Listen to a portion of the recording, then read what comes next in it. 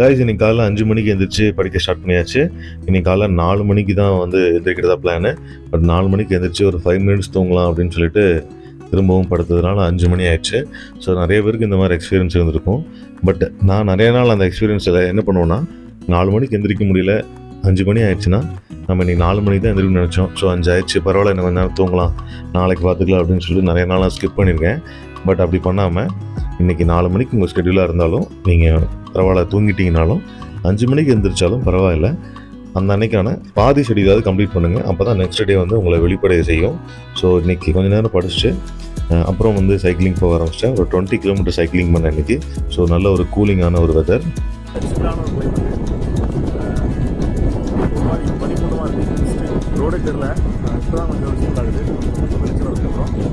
இன்றைக்கி டே டைமில் கொஞ்சம் படிக்கிறதுக்கு டைம் இல்லை. ஸோ அதனால் நைட்டு உட்காந்து படிக்கலாம்னு சொல்லிட்டு நைட்டு வந்து ஒரு 9:30க்கு உட்காந்து படிக்க ஆரம்பித்தேன். ஸோ இந்தியன் நேஷ்னல் மூமெண்ட்டில் சில தலைவர்களை பற்றி நம்ம படிக்கணும். முக்கியமான தலைவர்கள், இன்னும் நிறையா தலைவர்கள் வந்து இந்திய தேசிய இயக்கத்தில் வந்து உள்ளே வந்திருப்பாங்க. ஸோ அவங்களெல்லாம் வந்து டீட்டெயிலாக படிக்கணும். ஃபிலிம்ஸ்க்கு எதுலேருந்து வேணால் நம்ம கேட்கலாம்.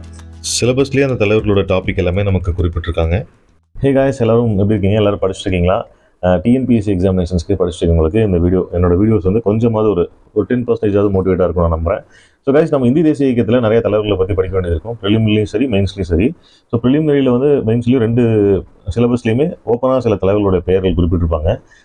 அதுக்கப்புறம் மற்றும் பலர் அப்படின்னு சொல்லியிருப்பாங்க. ஸோ அதெல்லாமே நம்ம படிக்கணும். இதில் முதன்மையானவர் யாருன்னு பார்த்தீங்கன்னா காந்தியடிகள் தான். அவர் வந்து 1869 பிறகுறாங்க, 1948 இறந்துடுறாங்க. ஸோ தென்னிந்தியாவில் இருக்கும்போது தென்னிந்தியாவில் சில பாகுபாடெல்லாம் வந்து பார்த்து அங்கேயும் சில போராட்டங்கள் நடத்துகிறாங்க. 1915 கோபாலகிருஷ்ண கோகலேயோட அழைப்பை ஏற்று தான் இந்தியாவுக்கு வராங்க.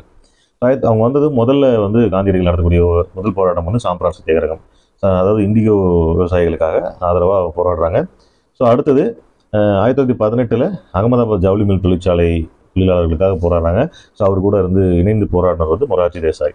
ஸோ 1918 கேதா சத்தியாகிரகம் காரிஃப் விவசாயிகளுக்காக போராடுறாங்க. அவர் கூட காந்தியடிகள் கூட அப்போ இணைந்து போராட்டம் செஞ்சவர் வந்து சர்தார் வல்லபாய் பட்டேல். ஸோ இந்த 1918 முடிஞ்சு 1919 ரவுலர் சட்டம், அதுக்கு முன்னாடி கிலாபத் இயக்கத்தையும் ஆதரிக்கிறாங்க. ரவுலர் சட்டத்தை எதிர்த்து ஒத்துழையாமை இயக்கத்தையும் கொண்டு வராங்க. கருப்பு சட்டம் அப்படின்னு சொல்லிட்டு ரவுலர் சட்டத்தை. ஏன்னா அந்த ஒத்துழையாமை இயக்கம் வந்ததுக்கப்புறம் தான் சௌரி சௌரா நடக்கும். 1922 சௌரி சௌராங்கிற நிகழ்வு நடந்ததும், அந்த காவல்துறை அந்த காவல் நிலைய எரிப்பு அது நடந்ததும் அப்புறம் ஒத்துழையாமை இயக்கத்தை கைவிடுறாங்க. அதுக்கப்புறம் 1924 பெல்காம் மாநாட்டில் அந்த ஒரே மாநாடு தான் காந்தியடிகள் வந்து இந்திய தேசிய காங்கிரஸ் மாநாட்டுடைய தலைவராக இருந்தது.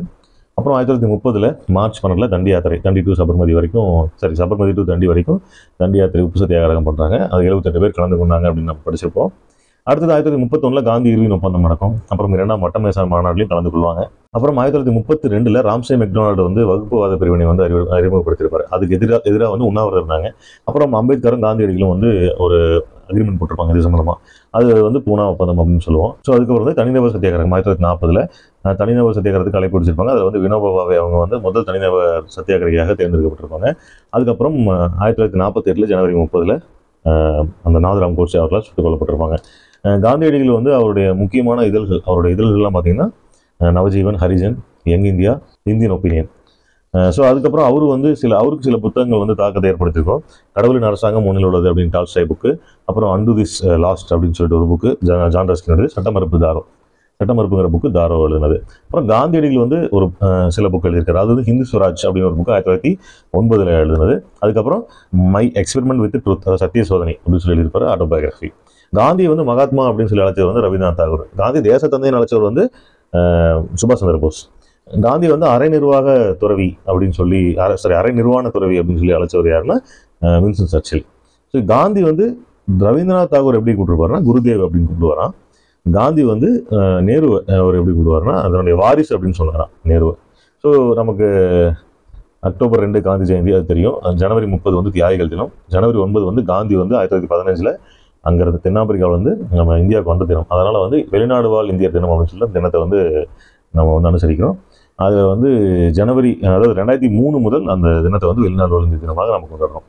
அதுக்கப்புறம் 1969 வந்து பிரிட்டிஷ் அரசாங்கம் காந்திக்கு அதாவது 100ஆண்டு விழாவை வந்து முன்னிட்டு அவங்களுக்கு வந்து தபால் தலை வெளியிடுறாங்க.